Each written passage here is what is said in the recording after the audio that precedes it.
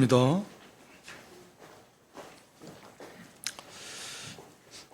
잘 아는 또 본문이기도 한데요. 성탄하신 그 예수님 이렇게 찾아와 경배한 동방박사들, 동방박사의 경배와 참된 인도 제목입니다. 1절에 보면 헤로드 왕 때 예수께서 유대 베들레헴에서 나셨습니다. 그러니까 헤로드 왕은 대헤롯, 주전 약 대략 한 37년경에서 주전 4년까지 통치했던 헤로드 왕가의 창시자, 그러니까 대헤롯이라고 합니다. 그러니까 예수님의 탄생은 그러니까 이제 약 주전 그 4년, 보통 우리가 이제 BC, AD 이렇게 나누잖아요. 그러니까 예수님의 탄생 전으로 연대를 나누는데 하여튼 주전 4년경 예수님이 탄생하신 것으로 그렇게 알려져 있습니다. 그래서 하여튼 예수님이 탄생하실 때 가장 어두움 때 이 헤로드 왕도 아주 그 잔인한, 아이들 2살 이하 안에 아이들 다 죽인 것만 봐도 얼마나 잔인합니까? 그래서 이 사람이 자기 왕위를 보존하기 위해서 혹시라도 자기 아내와 아들들을 믿지 못해가지고 그들도 다 살해한 아주 잔악한, 그래서 아내도 죽이고 아들 3사람 아들도 죽여버리고 얼마나 잔인한 왕인가 하는 걸 알 수 있습니다. 그런 그 헤롯이 통치하던 때, 그리고 400여 년 동안 묵시가 계시가 없는 말라기 선지 이후로 굉장히 어두움이 가득한, 영적으로도 또 도덕적으로도 당연히 어둡고 경제적 정치적으로도 로마의 지배를 받으면서 굉장히 어려운 그런 시대. 종교는 여기서 오늘 본문에 나오는 대로 다 타락했고 잎만 무성한 무화과나무처럼 열매는 없는 이제 그런 시대, 가장 힘들고 어려운 시대에 예수님이 탄생하셨습니다. 오늘날 우리가 힘들다, 못 살겠다, 너무 어렵다 하지만 예수님이 탄생하던 그 시기와는 비할 바가 아닙니다. 비교도 할 수 없을 만큼 그렇게 어려운 시기에 친히 이렇게 사람이 되셔서 우리가 똑같은 연약한 그런 몸을 입으시고 죄는 없으시지만 그렇게 동정녀 마리아를 통해서 복중에 10달간 계시면서 참 신기하고 놀랍고 무한히 낮아지신 그런 주님의 모습입니다. 그분이 바로 하나님이신데 그렇게 탄생하신 것입니다. 그것도 우리가 아는 대로 그 낮고 천한 목수, 당시에는 이런 다 신분 제도도 있고, 그러니까 아주 가난하고 또 낮고 그런 계급의 가정에 이렇게 탄생을 하셨습니다. 그래서 예수님이 이제 그 유대 베들레헴에서 탄생하셨는데, 여기 오늘 본문에 바로 그런 이제 동방의 박사들, 정확히 몇 명인지는 성경에 말하고 있지 않지만 예물을 3가지 드린 거 보면 3사람일 것이다. 아마 그럴 것 같습니다. 어찌됐든 그 동방의 박사들이 동방으로부터, 이 동방은 그 바벨론, 페르시아 지역입니다. 그러니까 약 1400여 킬로, 오늘날로 말하면 아무것도 아니지만 비행기 타고 쉬고 오면 되지만, 이 1400km면 여기서 부산까지 왕복 3번, 갔다 왔다 한 번 더 가야 되잖아요. 한 500km 정도 되니까. 당시에 말 타고 낙타 타고 온다고 생각해 보세요. 처음 가는 길을. 참 이거 쉽지 않았을 것 같아요. 그러니까 이 동방으로 박사들이 예루살렘에까지 왔습니다. 그러니까 별을 보고 왔다.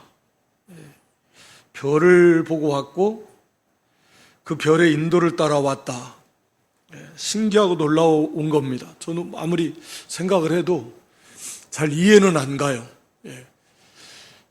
그러니까 참 하나님의 특별한 역사입니다. 별이 높이 뜨면 저기 어디에 있는지 이게 되나 보이나요 저게? 어디쯤 가도 맨날 거기에 있는 것 같은데 우리나라로 말하면 여기 서울에서 보나 부산에 보나 그 별이 그 별이고 위치가 다 거기서 거길 것 같은데 예. 근데 그 별을 그러니까 하나님이 특별히 이건 뭐 특별한 별이니까 알 수 있게 해주셨고 그렇게 별의 인도를 따라서 올 만큼의 그런 그 위치에서 그렇게 인도하셨던 것 같아요. 그리고 이제 뭐 어찌됐든 큰 틀에서 그 만약에 별의 인도를 보고 오려면 낮에는 못 올 거 아닙니까? 낮에는 해가 뜨면은 별이 안 보이는데 그럼 별의 인도를 따라가려면 밤만 와야 되는데 밤에만 그것도 참 이게 잘 이해도 안 되고 어려워요. 이 1400여 킬로가 되는 것을 별의 인도를 따라서 왔다. 밤에만 왔다 그러면 이건 정말 고난의 행군이고 낮에는 자고 밤에는 와야 되고 어두워지면 이제 별 따라 와야 되고 그러니까 그렇다고 또 낮에 해가 떴는데 별이 보일까? 하나님 보이게 하시면 얼마든지 보일 수 있지만 그 별을 보고 왔을까? 뭐 하여튼 그건 우리가 다는 알 수 없습니다. 하나님의 역사를. 근데 중요한 것은 이 동방의 박사들이 참 하나님의 역사는 신기하고 놀랍다. 그 동방의 박사들이 어떻게 이 예수님의 탄생하신 그 별을 그 메시아 탄생에 대한 복음을 받고 듣고 믿고 그것을 그렇게 고대하고 사모하고 준비하고 그 다음에 예물까지 다 준비해가지고 얼마나 간절히 사모했으면 하루도 안 빠지고 봤을 것 같아요. 아니 뭐 빠졌다가 만약에 탄생한 그 별이 예수님 탄생하신 별이 나타났는데 못 보면 어떻게 해요? 그러니까 이건 하루도 빠질 수 없는 문제예요. 뭐 비가 오고 뭐 흐려서 못 보는 날 어쩔 수 없지만 하여튼 하루도 빠짐없이 이 천문학 이 사람들은 박사니까 뭐 천문 점성 뭐 이런 것을 연구한 당시에 시대적으로 보면 굉장히 상류계급 상류층 굉장히 존귀한 자들이라는 걸 알 수 있습니다. 일단 그런 사람들인데 그런 사람들이 어떻게 거기까지 찾아올 만큼 하나님 예수님을 메시아 저 유대 나라 자기들은 저 이방 사람들인데 그 전해져 내려오는 조각 우리가 뭐 온전한 복음도 아니고 그림자적으로 주어진 희미한 복음 우리 발람이 민수기 14장에 보면은 거기 24장에 보면 그 예언한 내용이 있거든요. 유대인의 한 별, 그러니까 메시아가 나타나서 세상을 통치하신다. 이제 그게 바벨론의 포로로 잡혀간 유대인들이 이제 거기에 정착하면서 살면서 그들을 통해서 이 복음이 전해지면서 유대인의 이스라엘의 메시아, 구원의 주 메시아가 오시는데 그때 한 별이 나타날 것이다. 그분이 그때 오셔서 이스라엘을 구원하고 이제 그들의 구원관이 뭐 우리가 오늘날 완전히 아는 그런 구원관을 정확하게 일치하기는 어렵겠지만 어쨌든 구주가 오신다. 메시아가 오셔서 온 세상을 통치하시고 그리고 그 구원해 주신다. 그 이스라엘 백성들, 그를 믿는 자들을 하나님 믿는 자들을 구원해 주신다. 그러니까 구원의 주 메시아가 오신다. 라고 하는 굉장히 그 어떻게 보면 희미한 그림자적 복음을 이들이 듣고 그 오랜 세월 동안 흘러오면서 그 복음을 듣고 이들이 그걸 믿은 거예요. 그러니까 믿음은 선물이죠. 완전한 뭐 놀라운 하나님의 선물입니다. 그 복음을 듣고 믿은 거 아닙니까? 이들이 그걸 믿고 또 동일하게 같은 직업을 가진 박사들이 이 상당히 사실은 믿기 어려운 어느 시점에 믿었는지는 모르겠지만 그 사회적 신분이 있고 상당히 존귀한 자들인데 그런 사람들일수록 부자일수록 신분이 높을수록 복음 받아들이기 사실 어렵잖아요. 그러니까 이 모든 것이 하나님의 은혜다라고 하는 걸 보여주는 것 같아요. 인간의 생각을 초월하신 하나님의 그 은혜고, 또 이방 그 나라의 먼 곳에서 박사들이 예루살렘 베들레헴에 탄생하신 메시아를 경배하러 오셨다. 그러니까 온 땅의 구주로 오신 그 예수님이심을 이렇게 보여주고 있는 것이죠. 그래서 이들이 그렇게 하나님의 놀라운 은혜 속에서 준비되어지고 그렇게 오실 그리스도, 오실 메시아를 자기들이 모르겠어요. 하나님의 은혜 속에 그렇게 믿었으니까 늘 기도했겠고, 그러면서 너무너무 간절히 사모하면서 그분이 이제 곧 오신다. 아마 자기들 살아있을 때 주님이 오신다라고 하는 그런 감동을 받았는지, 하여튼 그런 확신이 있었는지는 모르겠지만 그런 간절함을 가지고 그렇게 이 예물까지 준비한 거 보면 얼마나 그들이 간절하게 기다렸는가라고 하는 것입니다. 사모했는가 하는 거죠. 그러니까 그렇게 정성을 다해서 그분이 어떤 분인가 하는 것도 바로 알았던 것 같아요. 우리가 배운 대로 황금과 유황과 몰약이 삼직을 가지고 오시는 왕권, 제사장권, 또 선지자, 그러니까 왕으로 제사장으로 선지자로 오시는 그리스도. 이게 신기한 거죠. 하나님의 역사가 어떻게 거기에 딱 맞는 그런 예물을 준비하게 하시는가. 또 그런 믿음도 그들에게 선택받은 거죠. 그 사람들이 믿음을 주시고 은혜를 주시고. 어쨌든 하나님께서 다 하시는 거지만 우리 사람 편에서 볼 때는 분명히 이들의 뛰어난 신앙의 모습인 거죠. 그래서 그것에서 매일매일 사모하면서 또 준비하고 믿음의 준비, 마음의 준비, 또 실제로 그 예물도 준비, 또 거기 타고 갈 그런 말이나 낙타도 준비, 언제든지 필요한 식량이나 의복도 다 준비해 놓으니까 즉시 떠날 수 있는 겁니다. 그때 다 준비하려면 되겠습니까? 그러니까 우리가 예수님 재림 하시면 이제 예수님 영접해야 되는데 영접할 준비, 예수님의 믿음만 있으면 되긴 하지만 그래도 이제 다 준비해야 돼. 사명 잘 감당하는 거 준비해야 돼. 충성하는 거 준비해야 돼. 사모하면서 미련이 없어야 되는 거죠. 세상과 세상의 것들에 대한 미련도 없고 언제든지 주님을 기쁨으로 맞이할 수 있는 그런 믿음, 그런 마음. 이 박사들, 예를 들어서 한 3사람이라고 하면 이 사람들이 그렇게 준비를 다 했습니다. 삶 속에서. 그래서 언제든지 이 땅에 오시면 그 별 소식이 들리면, 즉 별이 뜨면 바로 가겠다. 그렇게 정성을 다해서 합당한 예물을, 힘을 들여서 그 당시에 존귀한 자들이라도 예물을, 돈을 많이 들여서 귀한 예물을 준비하고 다 그 먼 거리를 갔다 올 수 있는 모든 것 다 준비해 놓고 기도하면서 이제나 오시나 저제나 오시나 언제 태어나시나 그렇게 기다렸다는 겁니다. 그러니까 우리도 말씀을 받아서 믿고 하나님의 신기한 놀라운 역사예요. 믿어지고 그 말씀대로 반드시 이루어질 걸 믿는 거죠. 오실 그리스도를 믿고 그분이 오실 때 하늘의 별이 나타난다. 그걸 믿었잖아요. 그러니까 그걸 믿고 준비한 겁니다.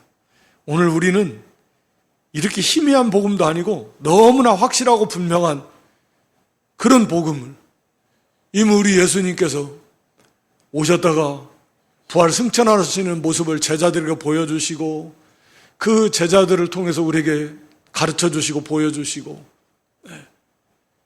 다시 오신다. 너희가 이 가시는 것 눈으로 본 그대로 다시 오신다. 또 계시록에서 보면 속히, 내가 반드시 속히 온다. 반복해서 반드시 속히 오리라. 주님이 친히 말씀하시고 사도 요한을 통해서.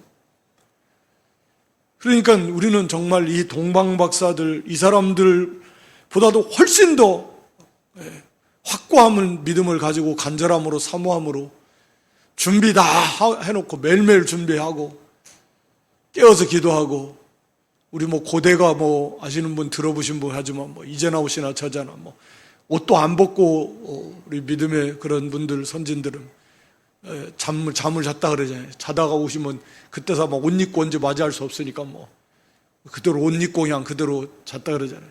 이게 얼마만큼 사모했냐 하는 거죠. 그만큼 사모했다. 언제나 오늘이라도 바로 오실 수 있는 주님, 그런 정신을 가지고, 그런 믿음을 가지고, 구름만 떠도 우리 주님 오시나 그렇게 생각할 만큼 그렇게 간절하게, 그런 간절함, 그런 사모함, 그리고 그런 준비, 세상에 대한 미련이 하나도 없어야죠. 여기가 저 좋은데 좀만 있다 오시면 안 되나요? 지금 아직 할 일이 많고 아직 또 완성을 못 지었는데 이런 거 하기로 말하면 못 오셔요. 못 오셔. 예수님 못 오십니다. 그런 것들 벌써 다 지금이라도 오시면 갑니다. 지금이라도 부르면 갑니다. 이게 완전히 그런 세상에 대한 미련, 사랑 없어요. 그리고 사명, 충성이 잘 감당한 충성되이. 오늘 지금이라도 오시면 주여 어서 오시옵소서 맞이할 수 있는 그런 준비. 그게 준비잖아요. 우리가 드릴 예물, 세마포, 거룩한 그런 행실 속에서 그렇게 맞이하는 사모함. 그럼 주님이 얼마나 기뻐하시겠습니까? 이 사람들에게 이런 놀라운 특권을 하나님이 주신 거예요. 그래서 쉬지 않고 기도하면서 또 바라보면서 그렇게 오실 메시아를 기다렸던 겁니다. 그러던데 이제 그 별이 딱 나타났고, 그건 확실하게 하나님께서 감동해 주셔서 안 거죠. 우리가 천문학자들에 의하면 발견이 안 된 새로운 별들이 발견이 된다 그러잖아요. 그러면 이제 발견한 사람, 최초로 발견한 사람 그런 이름을 붙이기도 하고 어찌됐든. 이 사람들도 그런 천문학을 공부했다고 하면 당시에도 그런 사람들이 없었겠습니까만 아닌 거예요. 이건 하나님께서, 성령께서 이 별이 그 별이다. 메시아가 탄생한 그 별이다. 라고 하는 그런 확신을, 감동을 주신 것이고, 그리고 아주 큰 기쁨 가지고 이제 출발했습니다. 그래서 우리가 하는 대로 가정일 생각하지 않고 또 모든 만사 다 제쳐놓고 다 그건 이미 준비되어 있는 상태니까 그 먼 거리지만 어려움도 많이 있겠고 위험도 있겠지만 그것들을 다 뒤로 하고 예수님 영접하기 위해서 오는 겁니다. 말씀드린 대로 이 사람들은 이미 구원을 받은 사람들입니다. 오실 그리스도를 믿고, 구약의 성도들은 오실 그리스도를 믿고 구원받았습니다. 이 사람들이 예수님 안 찾아와도 이 사람들은 볼 때 이미 구원을 받은 사람들이에요. 이 믿음을 보면. 그렇지만 그 메시아가 오신 그 메시아를 뵙고 싶은 그 영광, 소망이 너무 컸기에 그 주님을 꼭 이렇게 맞이해야 되겠다, 뵈야 되겠다. 참 너무너무 영광이잖아요. 믿음으로 알고 뵙는 거하고 얼마나 영광스럽겠습니까? 이 차이죠. 우리도 안 가도 다 구원을 받았겠지만 얼마나 주님을 사모하는가가 주님과의 거리, 이 거리가 얼마나 되냐. 주님과의 거리의 이 척도죠. 사모함이 주님과의 거리의 정도를 나타냅니다. 사모할수록 주님과의 거리가 더 가까워지는 거잖아요. 사모하는 만큼 하나님 은혜를 주십니다. 사모하는 영혼을 만족해 하신다 그랬으니까. 주린 영혼에게 좋은 걸 채워주신다 그러니까. 그러니까 사모하지 않으면 은혜를 못 받습니다. 사모하는 만큼 주셔요. 아니 사실은 훨씬 더 주시지만 하여튼 사모하는 자에게 주십니다. 그게 주님과의 거리다. 그래서 그들이 그렇게 모든 어려움을 다 각오하고 이거보다 중요하고 급하고 바쁜 일 없습니다. 다 뒤로 해버립니다. 그런데 우리 누가복음 14장 16절로 20절의 말씀을 보면 초청했을 때 그 사람들의 모습을 말하는데 이르시되 어떤 사람이 큰 잔치, 천국 잔치를 베풀고 초청을 했습니다. 우리가 잘 아는 내용인데 그랬더니 17절에 보시면 그 사람들이 이제 다 모든 게 준비되었다. 하나님 나라에 없는 게 없어요. 좋은 모든 것이 다 있습니다. 세상에 없는 것, 세상에서 얻을 수 없는 것, 생명, 또 그 구원의 그 세계 속에서 누리는 모든 좋은 것, 하늘에 속한 모든 것이 이 속에 다 있습니다. 오라 그래요. 오기만 하면 돼요. 다 갖춰 놓았으니까. 받아들이기만 하면 됩니다. 다 완성해 놓으셨으니까. 그런데 이 사람들 하는 말이 핑계를 대는 거죠. 18절 이하에 보면. 지금 밭을 샀다. 나는 지금 19절에 나는 이 소를 샀다. 나는 장가 갔다. 나 바쁘다. 핑계를 대요. 이게 이 세상에서 다 중요한 일들이 있겠죠. 밭을 샀으니, 소를 샀다. 또 장가 들었다. 그러나 이거보다도 비교할 수 없을 만큼 중요한 일이에요. 예수님을 영접하고 그 예수님을 따르는 일. 근데 바빠서 못 간다. 세상 일 때문에. 그것이 더 중요하기 때문에. 못 들어가요. 참여하지 못합니다. 구원 못 받습니다. 우리는 예수님을 믿는다고 하면서 그 예수님의 그 사랑, 예수님이 어떤 분이시고 어떤 사랑, 어떤 희생, 어떤 그런 고난을 받고 어떠한 은혜를 우리에게 주셨다라고 하는 걸 지식적으로 알고, 그러므로 우리는 그런 예수님을, 그런 하나님을 어떻게 섬겨야 된다라고 하는 것을 지식적으로 잘 알면서도 바쁘다. 시간이 없다. 또 지금 중요한 약속이 있다. 중요한 일이 먼저 있다. 그래가지고 주님 섬기고 따르는 일을 외면하고. 그럼 그게 과연 합당한가요? 그러면서도 애통도 없고 이제 감각이 없어져가지고 애통도 잘 안 나오고. 그럼 그게 합당한가요? 과연 믿음이 있는 것인가요?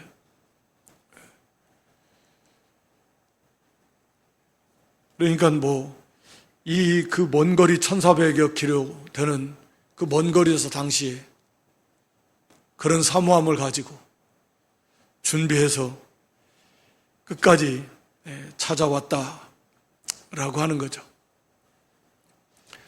우리도 여기에 좀 도전을 받아야 돼. 사실 예수님은 하늘에서 여기까지 오셨는데, 하나님이 사람이 되시기까지 낮아지시고 오셨는데, 우리는 여기서 그거 좀 못 가서 그 예수님 영접 못해. 예수님은 하늘에서 여기까지 오셨잖아요. 하나님이 사람이 되시기까지 하셨잖아요.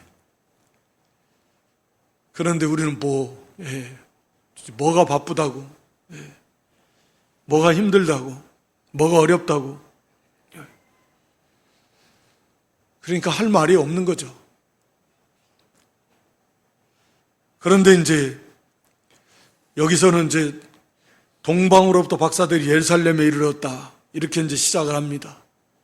여기 예루살렘, 당연히 유대인의 왕으로 오셨으니까 예루살렘 왕도에 탄생하셨을 것이다라고 하는 지극히 인간적인 생각에 치우쳐서 예루살렘으로 들어가가지고 큰 문제가 생겼습니다. 별의 인도를 잘 따라왔는데 이제는 예루살렘으로 들어가면 된다. 그래가지고 예루살렘으로 들어갔습니다. 유대 나라에서 탄생하셨으니까 예루살렘에서 탄생하셨겠지 하고 들어간 것 같아요.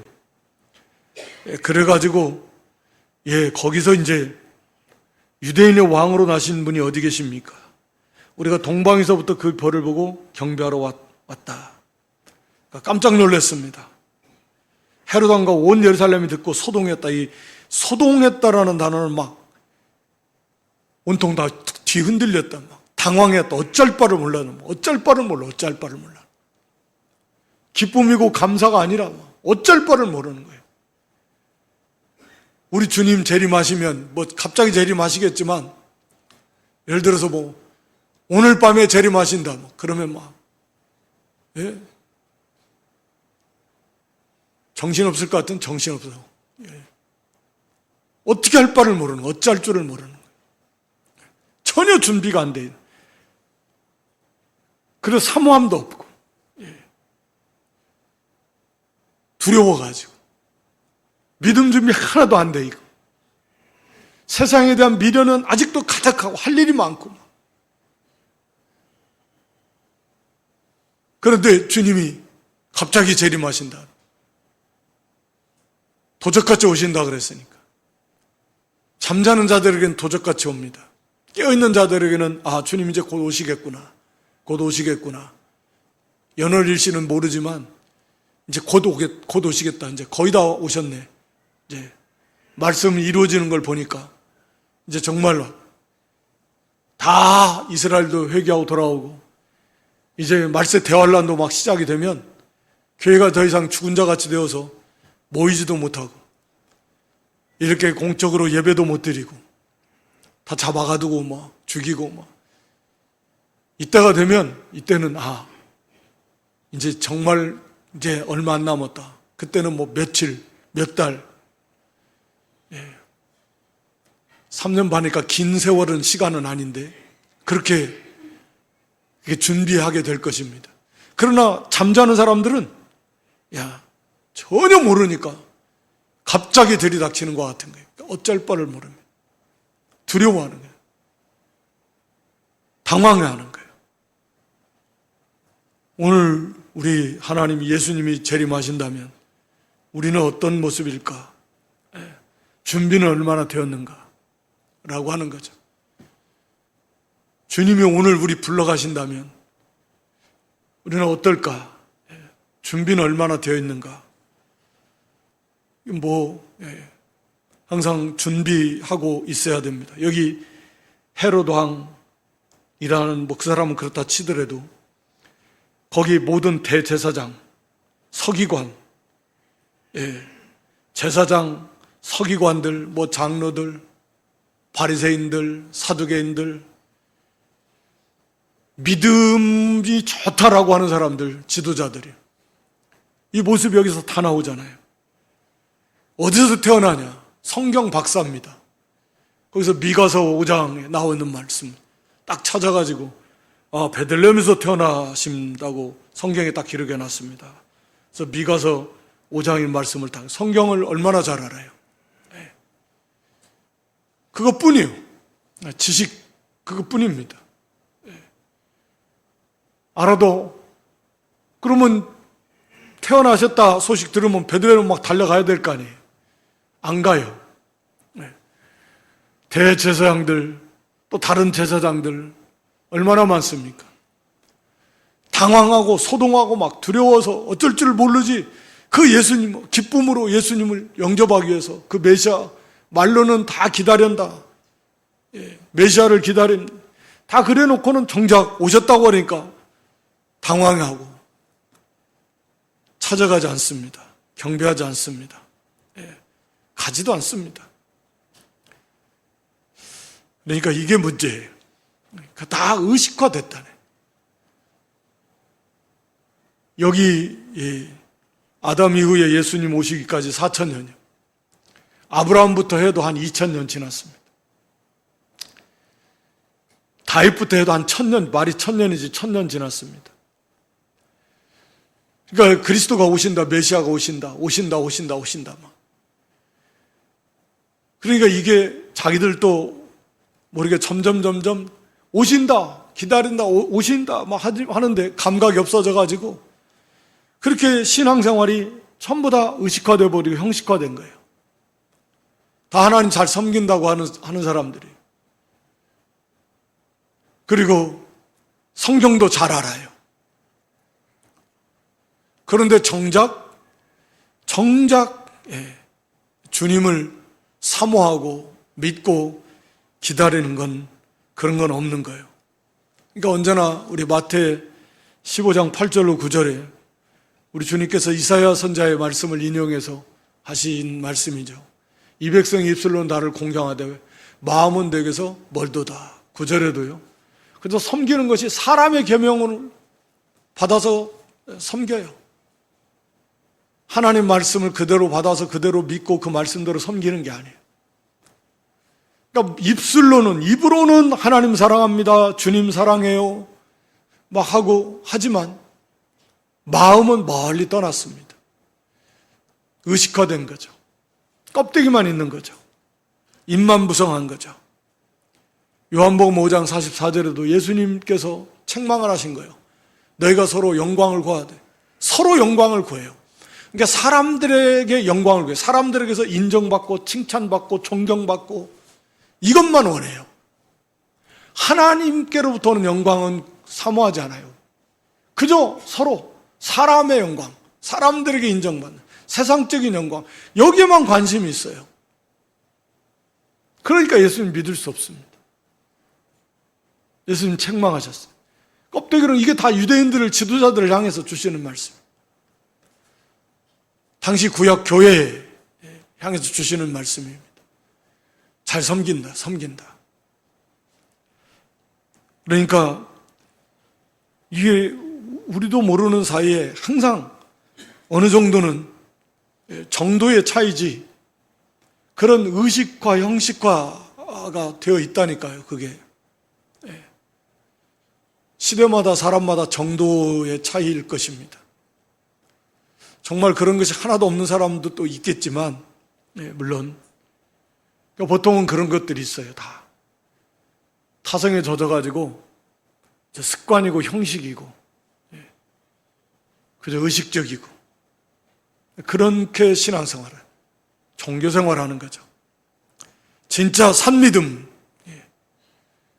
생명 있는 믿음을 가지고 살아계신 하나님을 바라보고 의식하고 내 안에 계신 이런 우리 주님, 성령님을 의식하고 인도를 받으면서 두렵고 떨림으로 말씀을 받고 하나님 앞에서의 의식을 가지고 그래서 범사에 하나님의 영광을 생각하고 하나님의 나라를 생각하고 그 의를 구하면서 주님의 재림을 소망하며 하나님의 나라를 바라보면서 그렇게 살아가는 게 쉽지 않다 그 말입니다. 우리가 마음이 어디에 가 있는가를 보면 알잖아요. 내 마음이 진짜 자기를 양심 가지고 자기를 딱 들여다볼 때 저울을 딱 두고 천국, 이 세상 저울이 나는 저울이 어느 쪽으로 기울 것인가? 천국 쪽으로 기울 건가? 세상 쪽으로 기울 것인가? 진실하게 하나님 앞에서 천국이 더 좋은가? 세상이 더 좋은가? 그게 사도 바울은 죽는 게 더 좋다. 사는 것도 좋은데 죽는 게 더 좋다. 그렇게 말씀하는데 사는 게 좋다고 할 때 왜 사는 게 좋다고 그랬을까요? 사도 바울은 사는 것이 좋은 이유가 열매를 맺으니까 주와 복음을 위해서 살고 교회의 유익을 위해서 사니까 좋은 거예요. 사도 바울은 이 땅에 살면서도 하나님을 친밀히, 예수님과 친밀한 교제를 나누면서 거기에서 주시는 은혜와 평강을 맛보고 살고 복음을 전하면서 만 영혼들을 주께로 인도하고 또 교회를 양육하고 세워나가는 그런 기쁨이 너무 좋은 거예요. 그 안에서 하나님 주시는 위로를 받고 기쁨을 누리고 그런 것도 너무 좋은 거예요. 세상에서 알 수 없는 그 기쁨이고 즐거움이었어요. 그런 평강을 맛보고 살았어요. 그래 너무 좋은 거예요. 그래서 이 땅에 사는 것이 좋았어요. 사도 바울은. 그런데 죽어서 주님 앞에 가는 것은 그것과는 비교할 수 없이 더 좋다는 거예요. 그러니까 하나님 앞 나라가 얼마나 좋은 거예요. 보통 우리 일반인처럼 세상이 좋아서 좋은, 이 세상에 사는 게 좋다라는 말이 아니에요. 그냥 이 세상 거 먹고 마시고 누리고 이런 삶도 좋다, 그래서 좋다라는 게 아니에요. 사도 바울이 좋다라고 한 것은 이 세상 살 때도 그래서 좋은 거예요. 또 실제로 너무 좋았어요. 그 하나님의 은혜 속에서, 주님의 은혜 속에서, 그 사랑 속에서, 성령의 은혜 속에서, 성도와의 교제 속에서 하나님 나라가 잘 세워져 나가는 거 보면서 너무 좋은 거예요. 그런데 죽어서 하나님 나라 가면 비교할 수 없이 더 좋다, 그리고 더 좋은 거예요. 물론 사도 바울은 삼층천을 갔다 온 사람이에요. 거기 가서 보고 들었어요. 그래서 인간의 말로는 표현할 수도 없고 해서도 안 되는 하나님 나라의 모습, 인간의 언어로는 표현할 수도 없어요. 또 해서도 안 돼요. 너무 좋은 그 영광의 하나님 나라, 하나님이 계시니까, 영광의 주님이 계시니까 부활의 주님을 친히 뵌 사람이에요. 그러니까 이제 그런 면에서 우리하고는 좀 다르죠. 그 기쁨, 영광을 아는 거죠. 이 땅에 사는 것도 참 너무 좋은데, 근데 우리는 이제 그게 이렇게 사는 것이 좋다라고 하면 안 되는 거죠.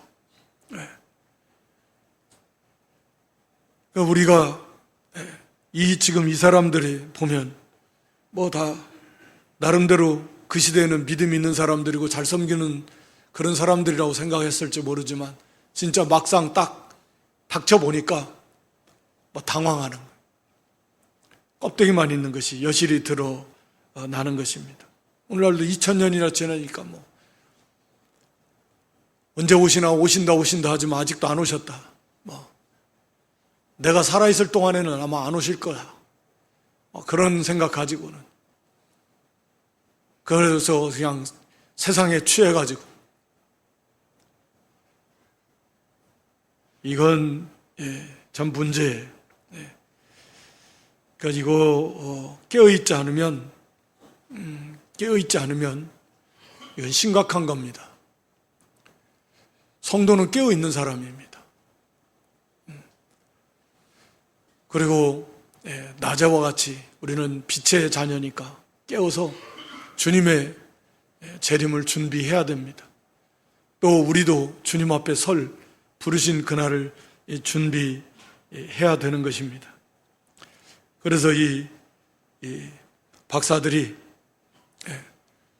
그 말을 듣고 베들레헴이다 듣고 나갈 때 다시 그 별을 만났습니다. 근데 너무 기뻐했는데 별을 보고 매우 크게 기뻐하더라. 그러니까 유대 베들레헴이라고 이미 장소는 들어서 알고 있는데 성경에 기록됐으니까. 그런데 별을 만났는데 막 매우 크게 기뻐하더라. 그러니까 이 기쁨이 얼마나 컸는가라고 하는 걸 보여주는 건데요. 그러니까 이게 우리가 배운 대로 이 별은 오늘날 성령과 말씀과 성령의 인도를 따라서 우리가 주님을 섬기는 겁니다. 이것에서 떠나면 영적인 일시적이지만 흑암이 와요. 고통이 오고 문제가 생깁니다.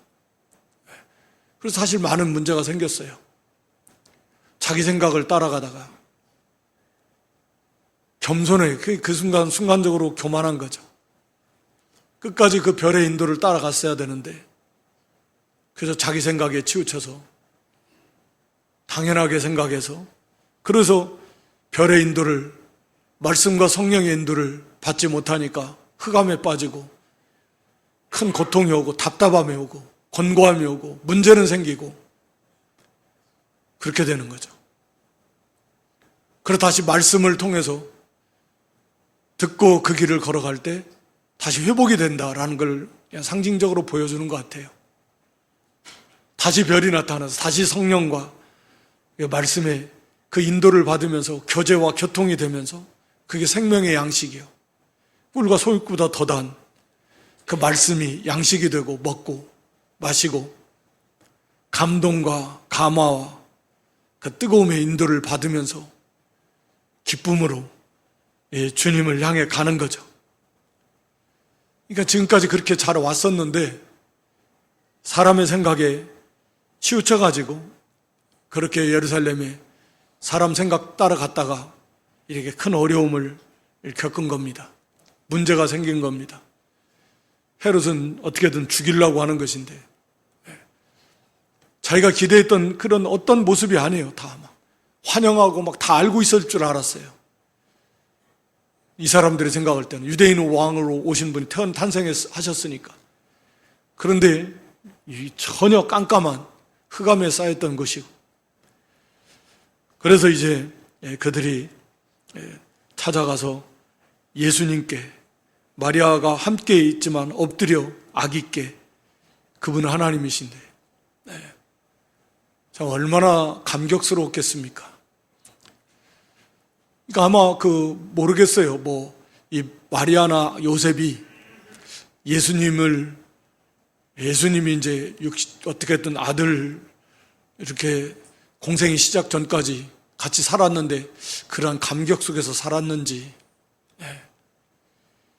그것이 꼭 복인지도 저는 그 자체는 복인데, 그렇게 오랫동안 약 30여 년을 예수님과 같이 살았단 말이에요.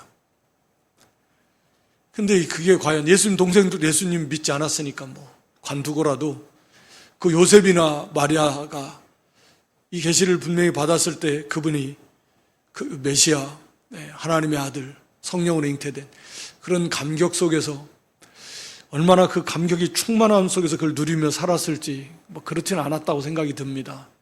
이제 그런 내용들을 보면, 그런 거 보면 그게 꼭 복은 아니구나. 그 잉태된 것은 복인데, 그래서 이제 당신을 먹인 젖이 복이 있다라고 예수님을 향해서 말할 때 한 여인이 아니다. 그보다 오히려 내 말을 듣고 행하는 자가 복이 있다. 물론 이제 마리아도 요셉도 이제 그런 사람들이지만, 진짜 복은 그런 것이죠. 그러니까 이 경배했다. 이 박사들은 이분이 메시아, 하나님 주신 은혜 속에서 그렇게 간절히 사모했던 그 영광의 메시아가 이렇게 오셨다. 신적 경배거든요. 이 경배라는 단어는 신에게 드리는 경배. 그렇게 알고 드리는 그 감격.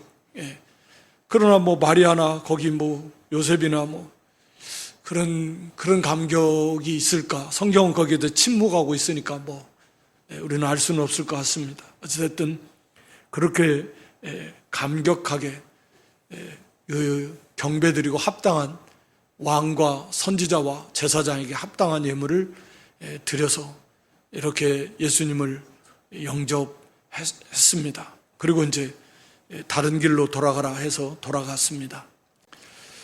오늘 여기 언제나 생각해도 끝을 알 수 없는 우리를 위해서 낮아지신 사람 되신 예수님, 하늘의 영광 내어놓고 가난한 자가 되셨다 이렇게 표현도 했는데, 사람이 되신 예수님, 연약한 우리와 똑같은 그런 모습으로 오셔서 우리의 모든 걸 채울하시고 가장 힘들고 어려운 때 오셔서 다 겪으셨어요. 그러니까 아무리 힘들다고 해도 예수님 다 아셔요. 나는 그것보다 더 힘든 거, 우리와 똑같은 사람이 돼서 그거 다 겪어보셨어요. 수도 없이 굶으셨고, 일도 많이 하셨을 것 같고, 목숨 계속 먹고 살라니까 계속 일하면 어려서부터 세상 학문도 못 배우고, 일만 많이 하셨을 것 같은데, 먹고 살기 힘드니까 일해야 돼요. 양 있으면 가도 양도 많이 치셔보셨을 것 같고, 소 여물도 주셨을 것 같고, 목소 이러니까 그거 나무도 베고 깎고 하는 거, 손이 물집도 생기고 부르트고 그런 거 왜 안 겪으셨겠어요? 먹을 것이 없어서 제대로 먹지도 못하시고, 또 굶기도 많이 하시고, 옷이야 얼마나 좋은 옷 입었겠습니까? 그렇게 고난 많이 겪으시면서 하나님께서 그 어려운 시기에 어려운 환경에서 다 겪으시면서도 완전한 삶을 사시고 완전한 의를 이루셨다고요. 우리 구원시키시려고. 그리고 죽으신 부활을, 십자가 세속에 죽으심을 주시고 부활하셔서 그 예수님, 그 하나님을 우리 좀 생각하시면서 이미 이제 하늘보좌 우편에 계시고 우리도 그 예수님과 연합되어 있지만 날마다 우리도 이 동방 박사들처럼 우리 마음에 그 영광의 주님을 새롭게 좀 모실 수 있는 그런 간절함, 그런 사모함, 그 예수님을 모시는 데 있어서 무엇이 그거보다 더 중요하고 바쁜 일이 뭐가 있습니까? 예. 이 동방 박사들처럼 그렇게 먼 것도 마다하지 않고 정성껏 예물을 드려서 모든 걸 다 뒤로 하고 그렇게 달려왔는데, 예. 우리도 그런 좀 믿음으로 예수님을 날마다 좀 더 우리 마음의 삶에 좀 모시고 예수님을 깊이 발견하고, 예. 그런 생명 있는 삶 믿음으로 좀 이렇게 나아가는 그런 저 여러분 모두가 될 수 있기를 주님의 이름으로 축원합니다. 하나님 우리 아버지, 예수님 탄생 당시에 예루살렘에 있었던 대제사장들, 또 그 밖에 다른 제사장들, 그리고 많은 레위인들, 그리고 장로들, 서기관들, 바리새인들, 사두개인들, 믿는다 큰 소리 치면서 이렇게 한 자리씩 했던 많은 신앙인들, 종교인들, 그러나 그들은 껍데기만 있었고 진정으로 예수님을 사모하고 악망하고 사랑한 생명 있는 믿음은 없었다 그랬습니다. 오늘 우리가 바로 그런 사람들, 또 그러한 모습들이 우리 속에는 없는가 점검하게 하시고, 오늘 바로 우리 주님 재림하신다면, 오늘 하나님이 우리를 불러가신다면 우리는 어떠한 모습으로 주님을 맞이할 수 있을까, 또 주님 앞에 설 수 있을까 좀 생각해 보면서 동방박사들의 신앙을 우리도 좀 도전받아서 우리도 우리 영광의 주님을 내 삶에, 내 마음에 정말 왕으로 영원한 대제사장 되신 예수님을 모시고 저렇게 주님 안에서 주님을 섬기며 살아갈 수 있는 그런 믿음으로 좀 나아가는 저희들 될 수 있도록, 그래서 우리 주님과 더 친밀하게 교제하며 동행하며 이렇게 동나가며 동거하는 그런 복된 믿음들이 되게 해 주시옵소서. 예수님의 이름으로 기도드리옵나이다. 아멘.